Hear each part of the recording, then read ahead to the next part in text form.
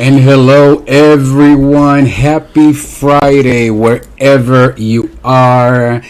This is Coach Elix, and welcome to my show, Get a Grip with Coach Elix, coming to you from our remote location in Cape Cod. And with me, I have the one and only, the fabulous Stephen the Medium.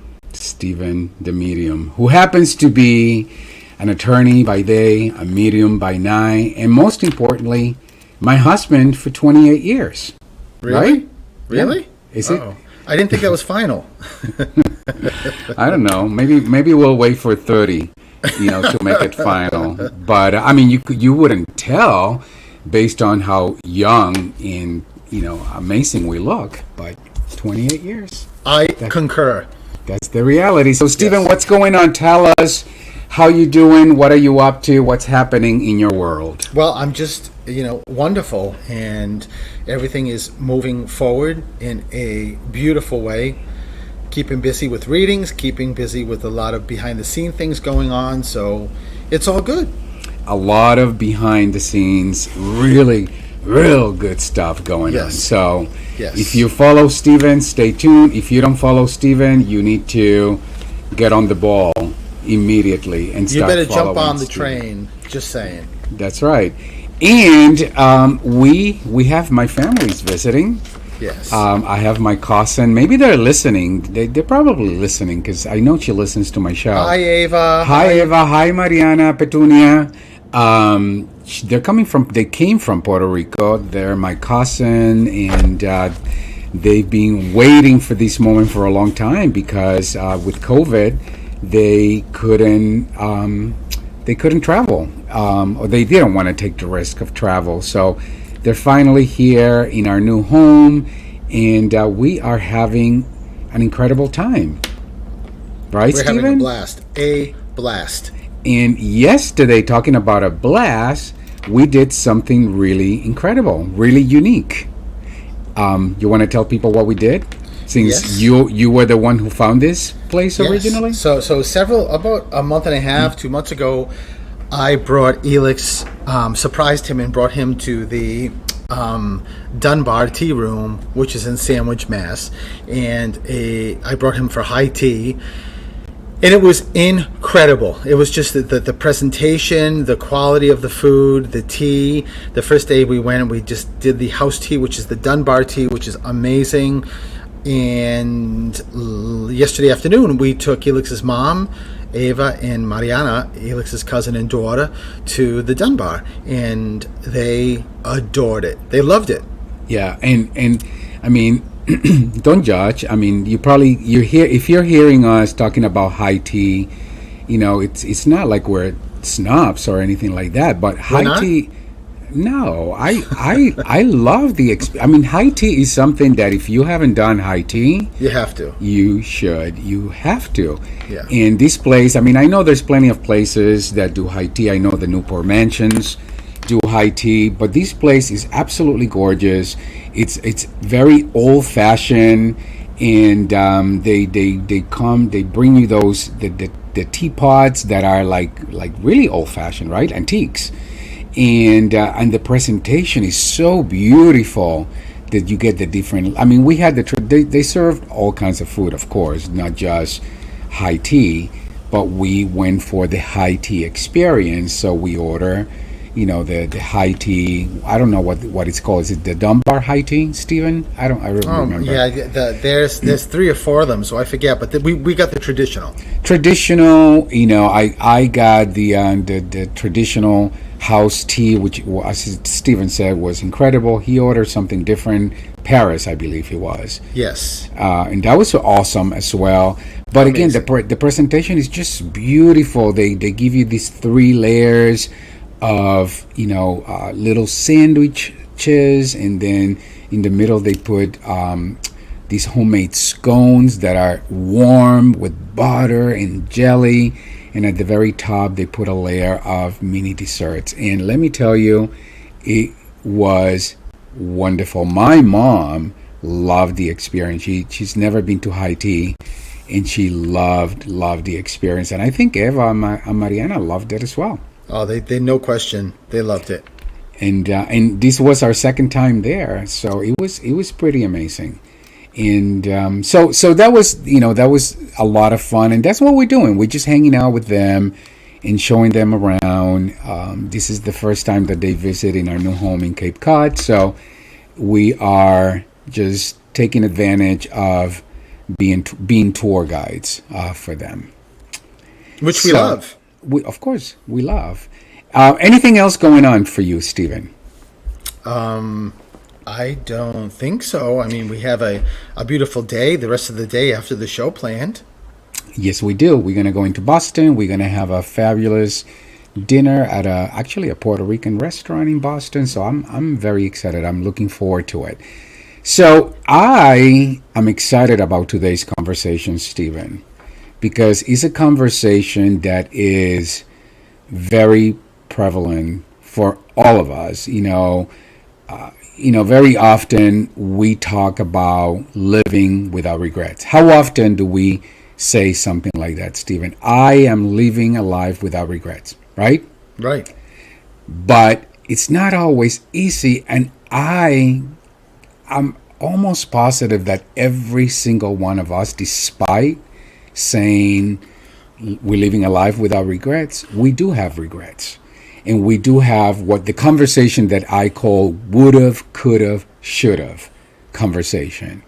And it's a conversation that's really designed to sort of like get in the way.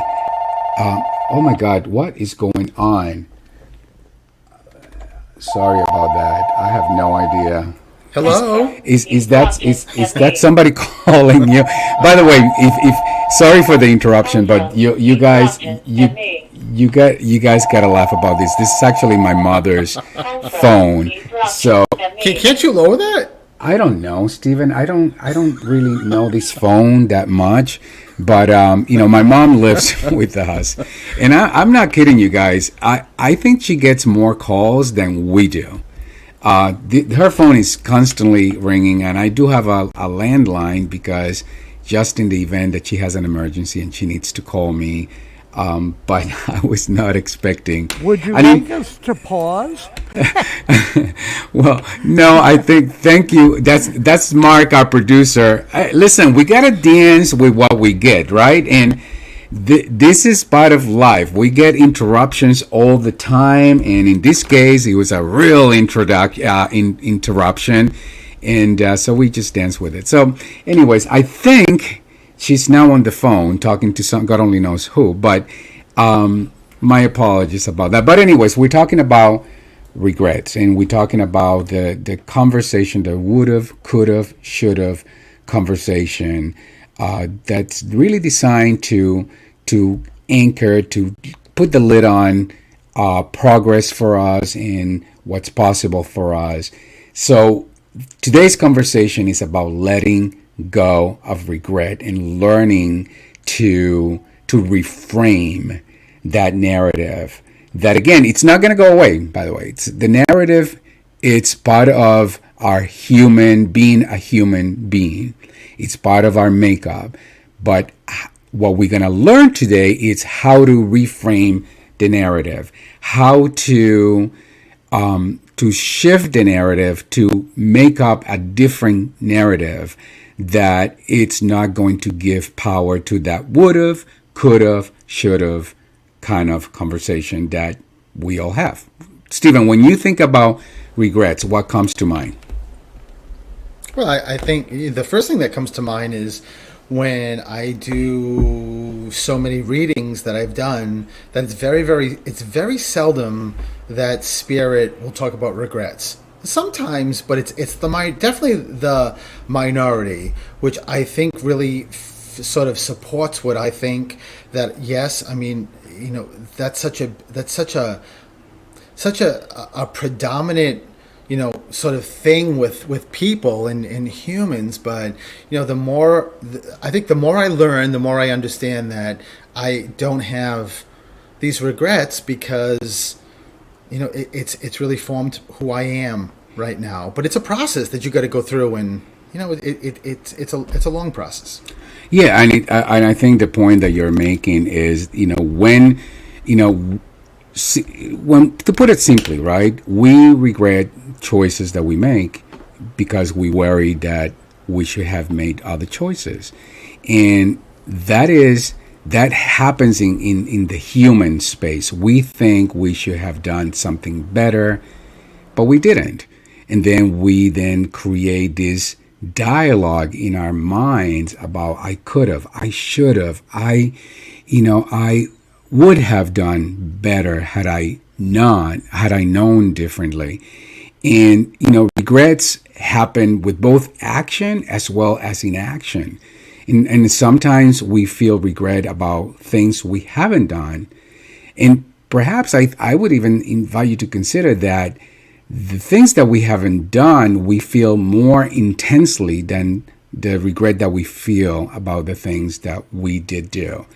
But to Stephen's point, how you shift the conversation is it's all about in how you relate to the conversation, how it is that you view regret.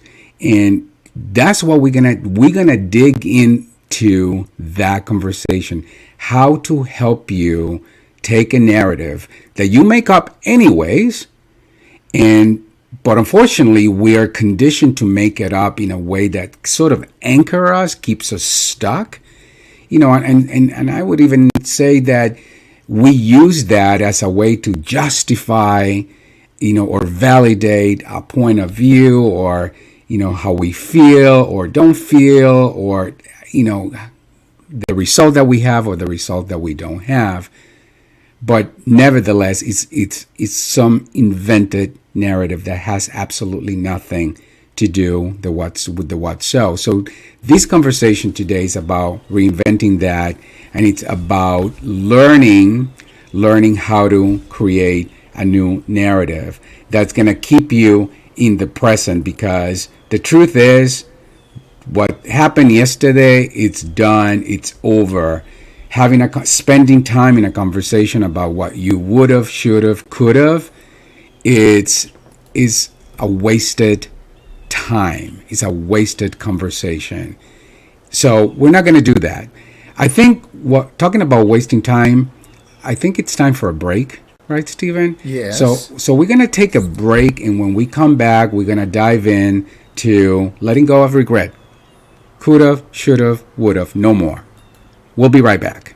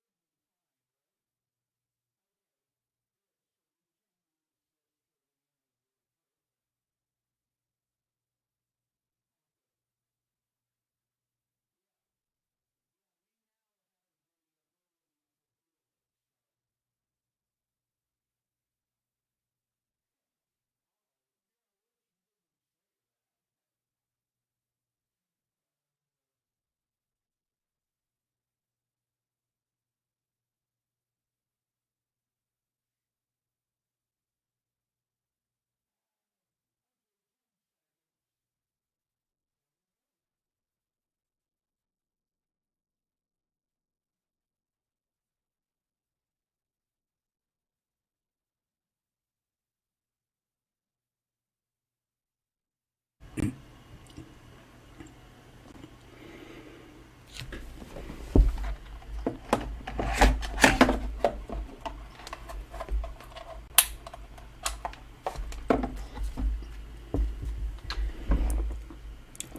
hello, everyone. Welcome back to Get a Grip with Coach Elex. I'm your host, Coach Elex, and with me is the one and only Stephen the Medium. Stephen the Medium, attorney by day, medium by night. Yes. We are having a wonderful conversation, very thought-provoking conversation about letting go of regret, the could've, should've, would've conversation that keeps us stagnant. One of the things I was talking about before, Stephen and Mark, our producer, is living without regrets. That philosophy of living without regrets sounds really wonderful. But it's not an easy philosophy to keep. It requires a whole lot of both intention and purpose. Now, regret can be very consuming. The conversations, the narratives that surround regret in our minds, can actually take a lot of headspace if you let it. Notice that when something happens, when you're stuck in, oh, I should have done better, I would have done better, I could have done better, it is emotionally exhausting. But here's one thing that it's important for you guys to know. Regret, like all difficult emotions, it's neither good or bad. We assign that feeling. It's the actions that we carry out in response to feeling regret that impact our long-term well-being. It's what leaves us with that feeling of feeling good or not so good, more likely than none. So again, the regret itself does not carry any emotion. That is something that we are conditioned to assign to it. So, because the narratives are made up narratives, they are based on something that is in the past, so therefore there's nothing that you could do right now to alter that. So there's no point in feeding into that narrative. Now, many of us have felt a lot of regret as a result of this COVID pandemic. For example, I can tell you a lot of the things that I personally experience is lost in time, lost in experiences, when we were in lockdown, how many things we couldn't do. We couldn't travel, we couldn't see friends, we couldn't see family members. Many of us had people who had deaths in the middle of the pandemic. Some of us even had to postpone or, some goals, some things that we were committed, whether they were career goals, promotions, that we anticipated. And the list goes on and on. Stephen, for you, what do you think, what were some of those regrets that were more palpable during the COVID pandemic? You mean for me? Yeah. Or things that you may have heard from your clients, because again, it's interesting, earlier on you talked about from spirit perspective, right? They don't talk about regret, but the people your clients often bring up regrets in those conversations.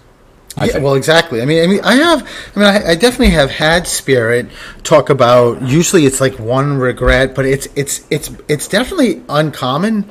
It's more common that this is all coming just from love. It's almost like spirit has taken every single great quality that like all the earthlings have, and that's all they have. So they're able to process and contain, and they're just in such a great place. So but yeah, for people that I'm reading, there's regrets all the time. I mean, I would say the majority of my readings, I just did a reading at 11 o'clock, and I could tell, obviously, just by the person's emotions and crying, that things were things that spirit was saying was hitting them, and they were processing them, the validations, as like letting go of a regret, which means that they've held these regrets forever. And I've had people that have said they've held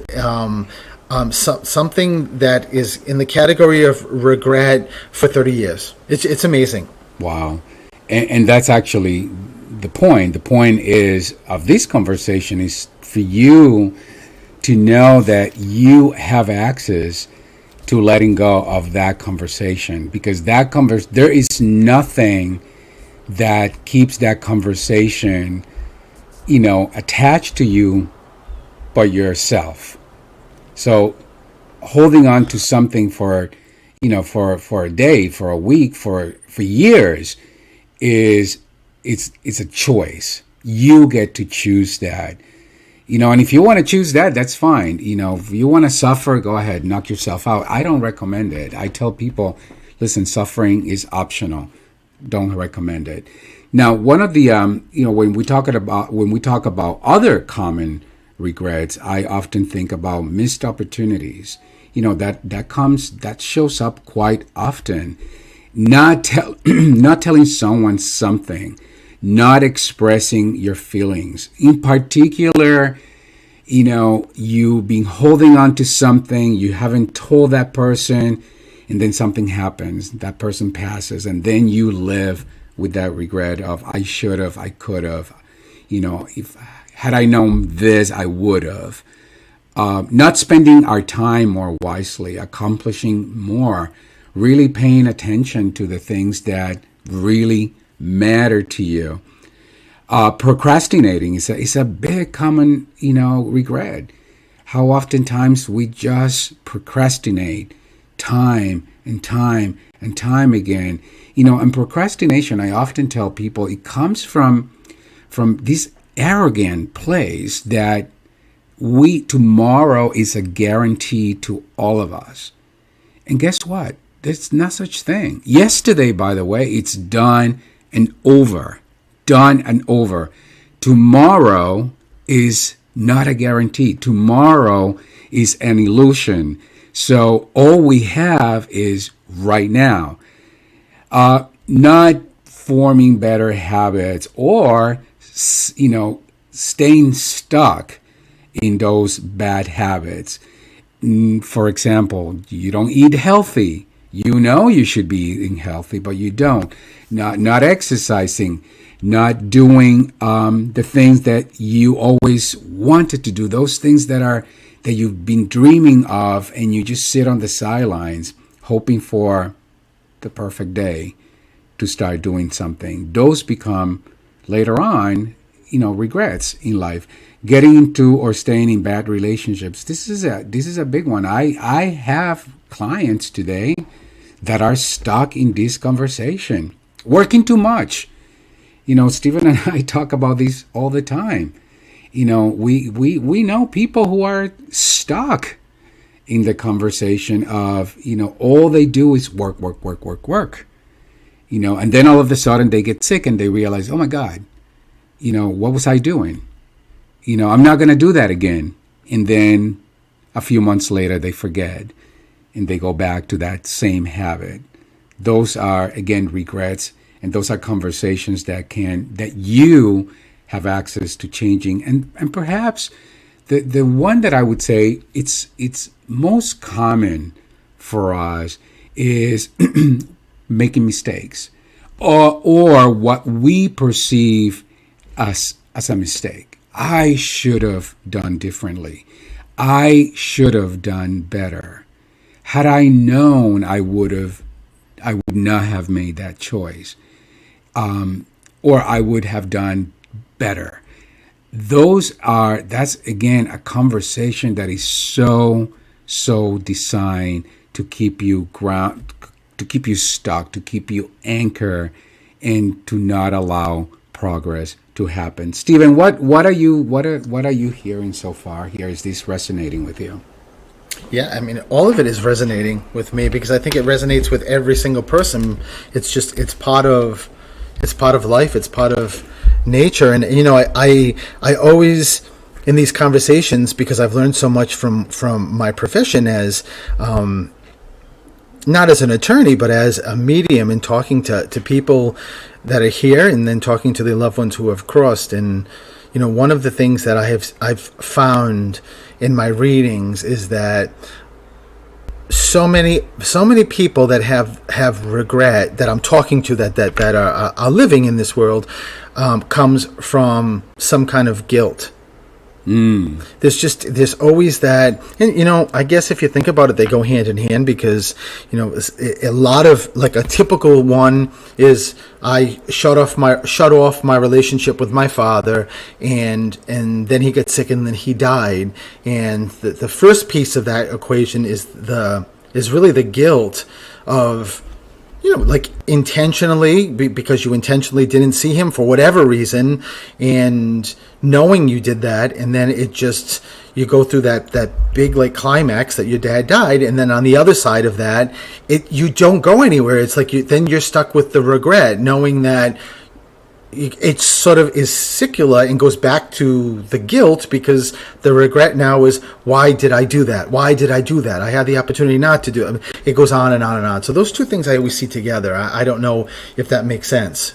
Yeah, and the question is, right? So why do we have regret? Why is this an ongoing conversation? And I would invite all of you listening to consider that we regret choices which are in the past, and they cannot be changed, because we compare those choices to an ideal path, an ideal self of what we think we should be, or what we think we should have done. We have an idea in our heads of what could have been if only a different choice had been made. The problem is that we cannot change those choices. That conversation is irrelevant.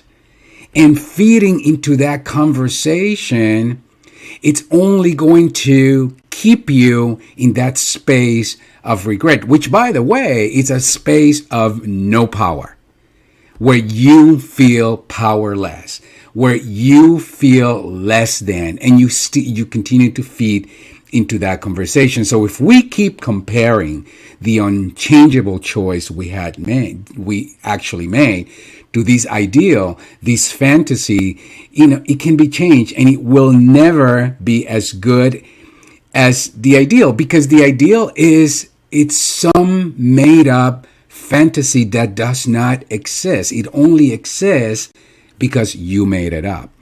So the unchangeable choice we made will always be worse. It spins around and around in our heads.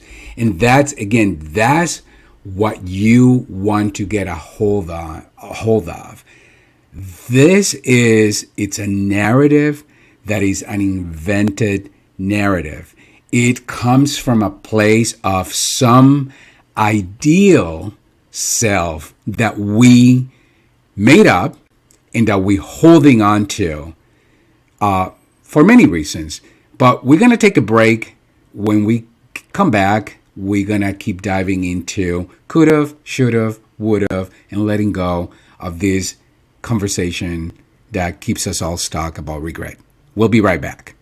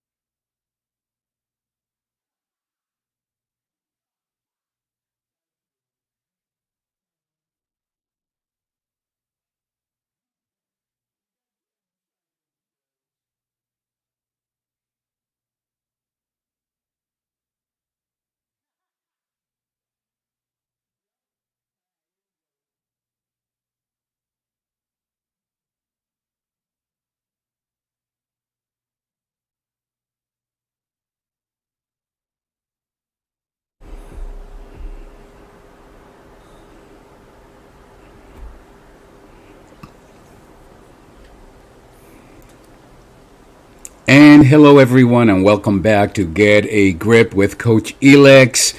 I am your host, Coach Elix, and with me is Stephen the Medium, attorney by day, medium by night, and most importantly, my husband. Hello, Stephen. Hello, and we're just having such a great time on the break. I know. Stephen was about to hang up on our conversation. Yes. But anyways, we're talking about Stephen, if had you done that, you would have had an immediate regret because of how much you loved me. Now that's not the word that comes to mind. Immediate regrets, just not. But anyways, going back to the conversation, could have, should have, would have, letting go of regret. We talked so far about the impact of regret and how they can negatively impact how we feel, who we are, and what we do. So the question is, if that is so, right, why do we keep thinking about regret? Why can't we let it go? What's so important that we need to keep thinking about it? So, think about the times that you've noticed that you have a hard time not thinking about a bad choice because it conflicts with your self-identity. That's the why. Because we all have this idea of who we are and this ideal of who we are. We are supposed to be good. We're supposed to be smart, perfect. In this ideal, there's no mistakes because mistakes, are not aligned with that ideal that we have about ourselves. And that's what creates the opening for then having regret. When we believe we made a mistake, this is an attack on that identity, that self idea that by the way, we've made up about ourselves. Because when we say, I made a terrible choice, I'm a bad person, the truth is, you're making that up. That somebody else is likely not saying that about you.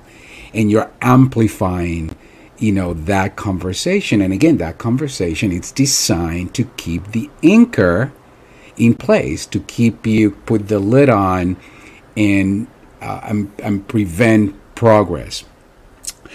We make the best choices we can because, we are always committed to aligning, to being that self-ideal, that whomever it is that we've made up, we are. The problem is that our actions are not always going to align with that because life is going to happen.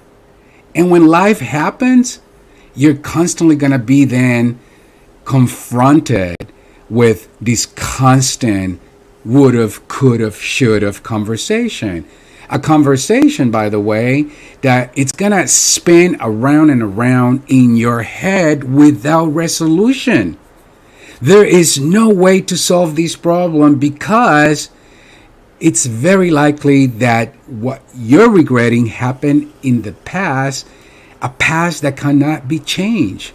And we cannot resolve the conflict without having that, first of all, with a conflict that exists only in the past, and a conflict that can never be aligned with an ideal that is based on some fantasy, not reality. Stephen, what are you thinking here? What are you hearing here? Does that make sense?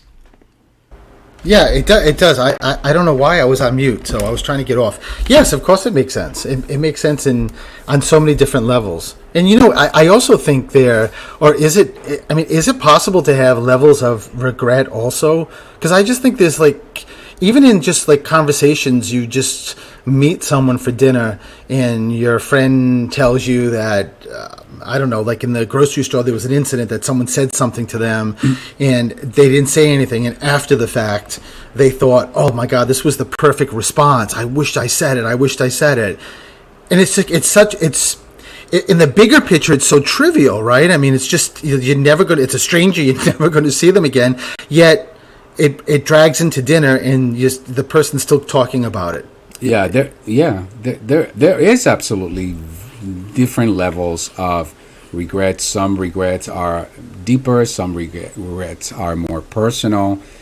Some regrets have to do with others, and some have to do with ourselves. But if we go to that, if we use that example, Stephen, what I would say, if you came to me and said, "Oh, I wish I could have," what I would say, okay, and it's done, right? It's done and over. So, what about that conversation? Is there a way that you could reframe that conversation so that it's not left as a make wrong?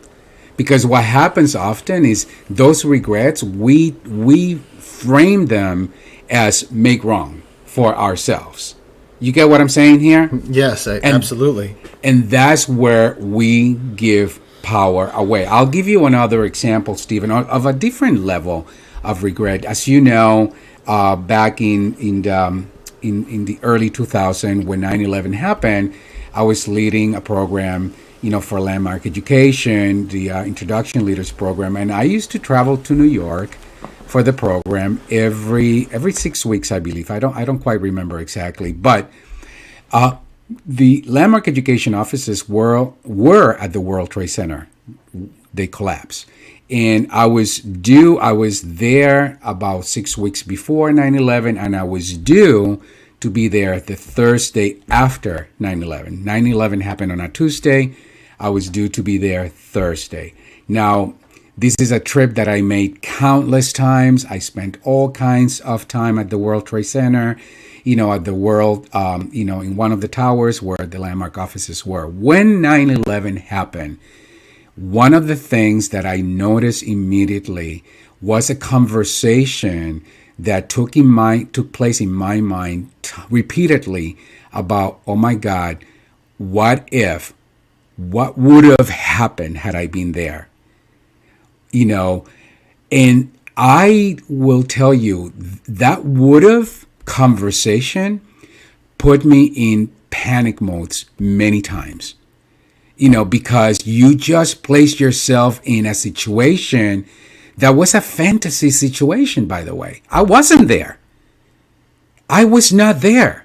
But my mind went to, but what if? What would I have done? Would I be alive? Would I be dead? Would I, and then I thought about months before that, I brought my mom with me. And she stayed in the hotel. Oh my God, what would have happened? Would she be alone? I mean, and I noticed there was that conversation. The more I fed into that conversation, the more it was designed to disempower me, to take my power away. So I decided, that was one of the times where I decided early on, anytime I find myself making up some narrative, in real time, I practice self-awareness a lot. So in real time, I reframe. Because doing so, it just doesn't serve. It would not have served me.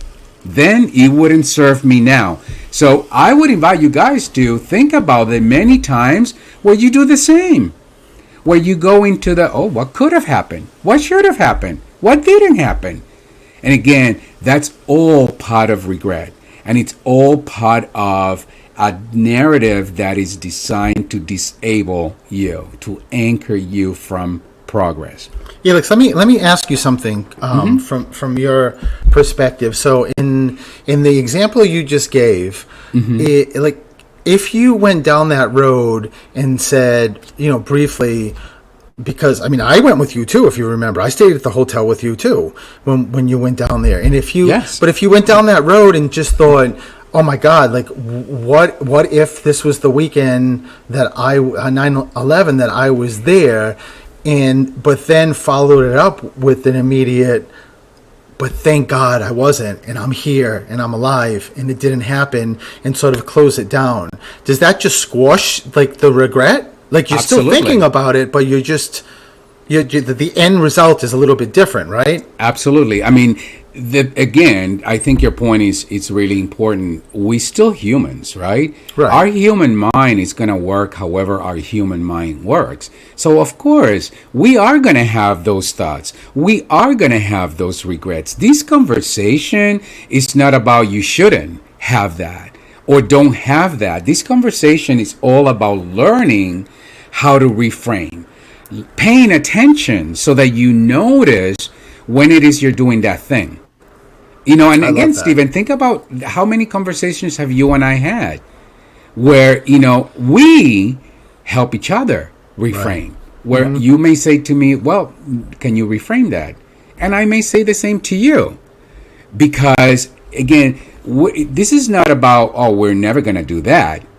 We are going to do that. That's part of being a human being. Yeah, exactly. But the power is in being self-aware in real time that you're doing that, so that then you can correct in real time. So it's time for a break. Hope you guys are paying close attention and thinking about it. When we come back, we're going to wrap this up. And if you want to join us, 508-222-1320. We'll be right back.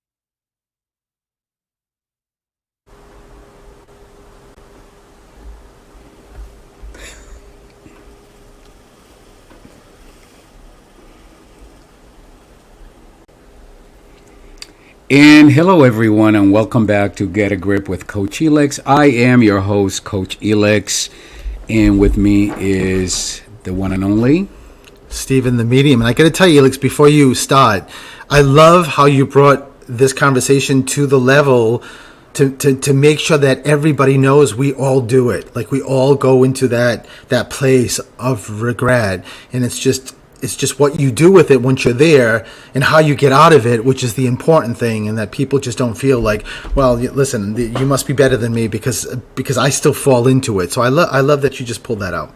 Yeah, great. And for those of you who are just joining us, we are talking about regret, how to let go of it, in that conversation, could have, should have, would have conversation that's designed to keep you in a narrative that that's designed to derail you, to keep you stuck from making progress. So we talked about, regret. We talked about what causes regret, the conversations that keeps us in that regret mode. That what we want to talk about now is how do we let go of regret. So the first thing, and again, this is aligned to what you said earlier, Stephen. You have to understand that the choice we made, it's in the past is done. Whatever you've done in the past is done. It's over. It cannot be changed, right? There's some good in the choice, and if we choose to see it, that's where the power is. And that's what I always invite people to do. Even when you're dealing with a choice, with a circumstance that was not ideal, that was inconsistent with that ideal self, that got you into that down spiral of, oh my God, I could have, should have, would have. I would invite you to hit that imaginary pause button and start looking to see what good was in that non-ideal choice that you made. Being able to make a choice at all is an amazing thing, by the way. As is being alive, learning from our experiences, and being, Stephen, you talk about this all the time, being in the presence, right, of other really great people, being in the presence of, who we are and what we do. That is a way of letting go of regret, practicing the art of letting go of regret. And we can be satisfied with our choices and see them as good instead of always hoping for something perfect. So I would say embrace all of you. Some choices are going to be great. Some won't be as great. But if you embrace, that entire range of who you are, what makes you you, you're going to start minimizing that could have, should have, would have conversation. And again, in something that happened in the past is done and over. There's nothing, you can spend all kinds of time talking about what you could have done, what you should have done, what you would do. It's not going to serve any purpose other than to keep you stuck, to keep you making yourself wrong and not going to move you forward. So I don't recommend that. Now, we're not always, here's the other thing. We're not always going to be perfect. In fact, our humanness is imperfect. We come with a whole range of ways of being. Sometimes we're great, sometimes we're not as great. And again, this is about embracing all of you, all of those parts of you. We make mistakes, we do good things, sometimes we care, sometimes we are selfish, sometimes we're honest, sometimes we are not. We are all of that. That doesn't, when you do something that again doesn't align with that ideal made up self, that doesn't make you a bad person. It just makes you, a human.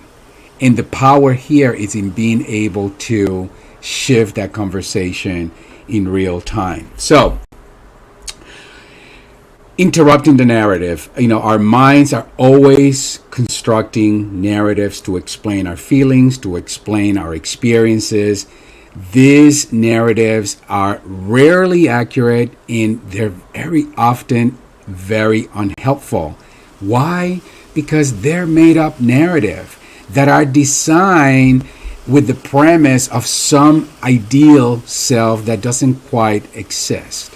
So one of the things that I would invite you to do, and practice, be intentional in this practice, is to recognize that this is part of who we are. Just recognize that we, as human beings, as Stephen just said, we are going to fall into this pattern. And sometimes we're going to do that often. It's okay. If you make a mistake, don't make yourself wrong for it. It's okay. Realize the mistake, recognize the mistake, embrace all of you, and then make a correction. Learn to refrain. Learn to do better without that conversation about I could have, should have, would have, gotten a different result had I done something. That conversation doesn't lead to anything but more of the same. Realize that there's some ideal we're comparing our choices and ourselves to, and let go of these perfect ideals and just really embrace a wider range of I call the reality. And this is something that the more you practice, the better you're gonna get at it. So one thing that I'm gonna invite our listeners to do is, to recognize regrets are part of life. Whether we want them, or we don't want them, they're just part of life. They're gonna show up, and by looking into the source of regrets and embracing the wide range of, what's possible for us as human beings, you can learn to be satisfied. You can learn to embrace, to accept your choices, to be happier with the past and happier, most importantly, with the present.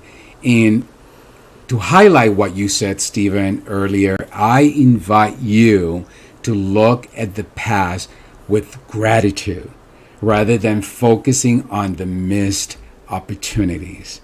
Learn to embrace what you got. Learn to always look for that silver lining and just be grateful. Practice grace. The more you practice that, the better you're gonna get at it. And the shift, it's gonna be palpable for all of you, and it will show in the results. What are you anything else, Stephen, that you want to add to that? Well, and I think you've said it, but when you go through that process, I think what I'm learning is to also just add that forgiveness and forgive yourself.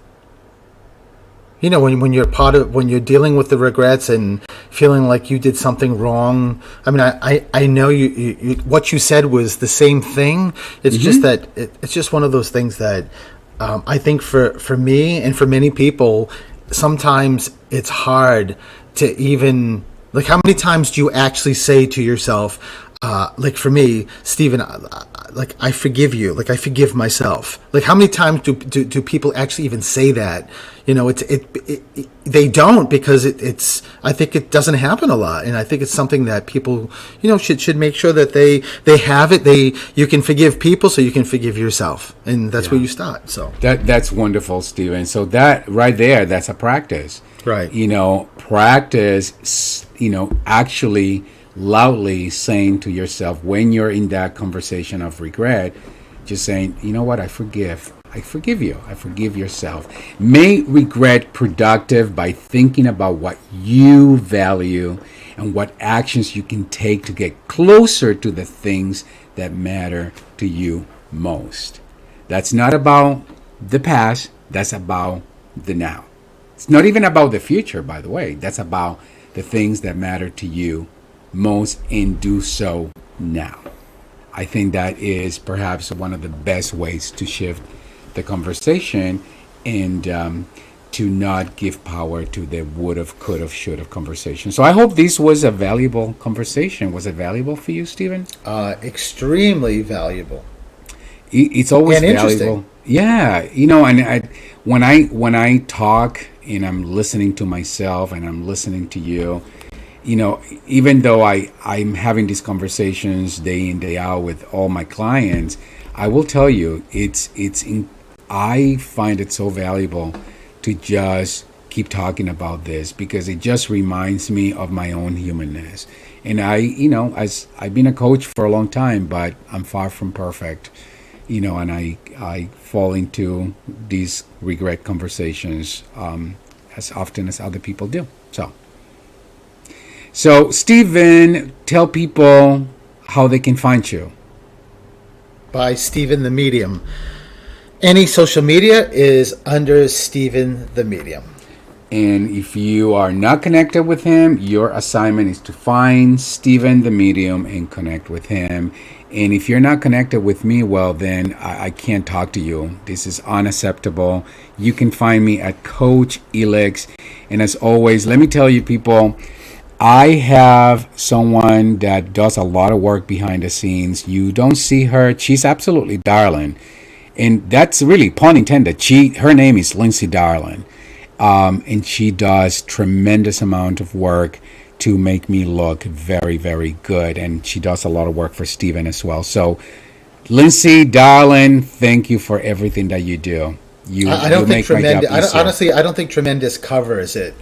That's true. True. I mean, if I sound really good, it's because of all the work that she puts behind everything. My show, social media, my posts, my website. By the way, I have a brand new website. So if you haven't looked at it, go take a look, coachelex.com, and tell me what you think. So we got to the end of our show. Mark, our producer, thank you again for everything that you do. And for the rest of you, have a wonderful, magnificent, beautiful rest of the weekend. Bye, everyone. Bye.